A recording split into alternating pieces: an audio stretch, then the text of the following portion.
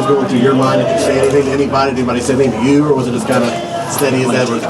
Yeah, I mean, we practice those 2-minute situations all the time, and at that point it was just reverting back to our training, and just my job is to get the ball in the hands of the playmakers and let them do special things, and that's exactly what it was. It wasn't perfect by any means, but at the end of the day we found a way to make it work, and that's all that matters. I know you're going to get asked a lot of how it happened, but what does this win mean for you? I mean, obviously this is the reason you came to Ohio State. For moments like this, you get your opportunity to have a win like this. It'll go down in the ages for one of the best in the program history. Yeah. What does that mean to you? Yeah, I mean, you can't draw it up any better than that.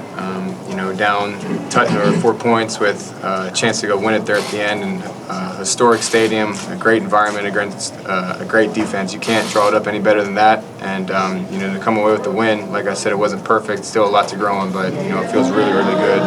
Pat 40, Sports Illustrated. Kyle, if you could go through the throw to Ibuka down to the 1, and then when the play call comes in to run the ball.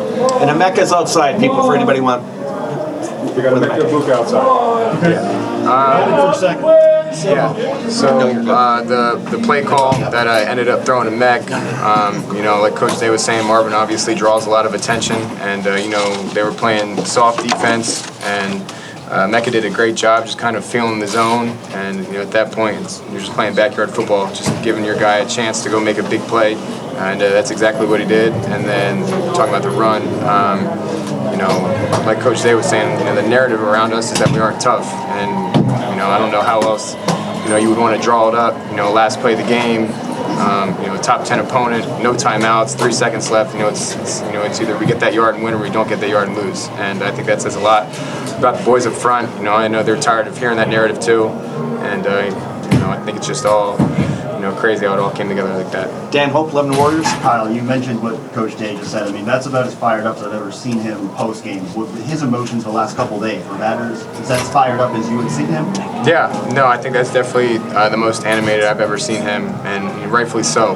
People were taking shots at him, taking shots at the team, and that weren't true. And I think we did a good job of just kind of staying quiet, but that was definitely fuel to fire. I'd be lying if we said that that didn't bother us. And I think we came out here, and I think we proved a lot of people wrong, but the bigger thing is I think we proved ourselves right.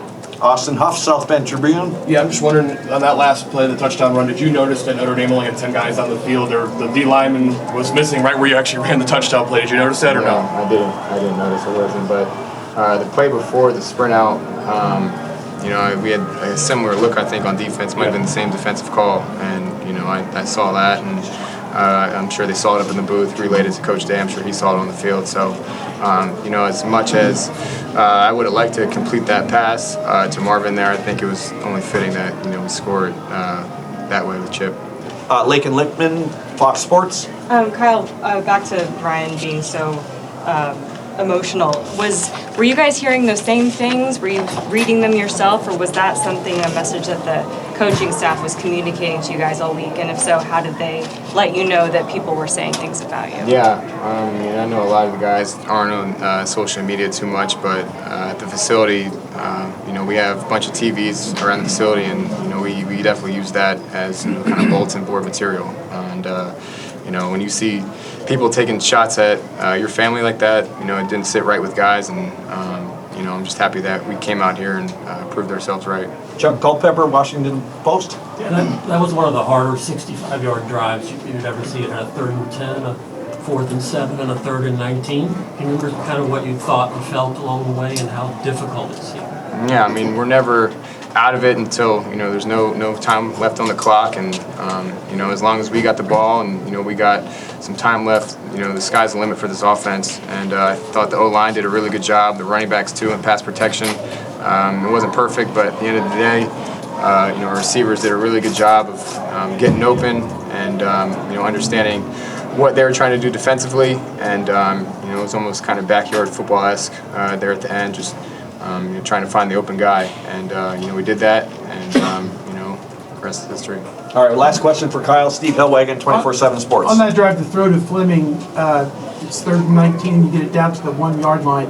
Is he the primary look on that? What happened on that play? The throw to a Mecca? To Mecca. Oh, it's to Mecca. Yeah, okay. to a Mecca. Yeah. Okay. What are you seeing on that play? I guess. Yeah. So defensively, they were just playing pretty soft, and we called a concept that would just kind of give me the freedom to just feel where that window is. And, we've repped it a ton in practice, so, I kind of knew it like the back of my hand. And with the opportunity presented itself, just, putting the ball into Mecca's area code and letting him go get it. And that's exactly what he did. And then, like I said, I think there at the end, just great way to cap off that drive. The emergency to get down there and spike it, and you still run 2 or 3 more plays after that. Yeah. This is like you repped it on Tuesday in practice. Yeah, I mean, that's a tribute to our practice habits. You always say that you want to practice like the game, and, we're out there at the Woody run those plays with nobody out there, and it's quiet, and then you get out here and you have to perfect it in front of millions of people, and that's exactly what we did. And I think that's just,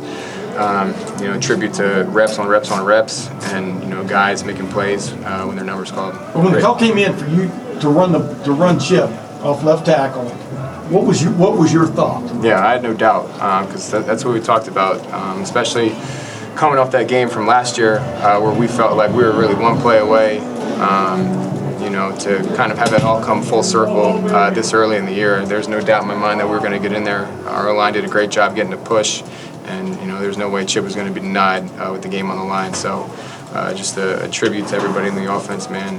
What a way to win. Great. Kyle, thank you very much. Thank you. All right, we're going to bring Chip Trainum up for about half a dozen questions or so.